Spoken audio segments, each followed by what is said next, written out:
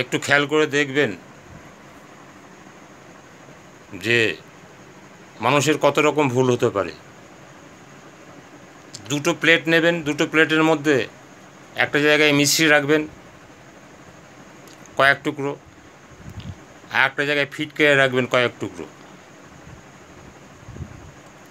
দূর থেকে যদি কেউ আসে হঠাৎ করে ধরতে পারবে না, সবই মনে হবে মিষ্টি পড়ে আছে। ফিটকিরি আর মিষ্টি একই রকম দেখতে, একই রকম দেখে আপনি ভুল করবেন না। সবগুলোই মিষ্টি নয়, আবার সবগুলোই ফিটকিরি নয়। আপনাকে ফিটকিরি আর মিষ্টি চিনে নিতে হবে, বুঝে নিতে হবে যে কোনটা খেলে খার খার লাগবে আর কোনটা খেলে সুস্বাদু লাগবে। আপনি যদি বুঝে না খান তাহলেই আপনার খার খার লাগবে, সুস্বাদু পাবেন না। সুস্বাদু নিতে গেলে আপনাকে চিনতে হবে, জানতে হবে, বুঝতে হবে।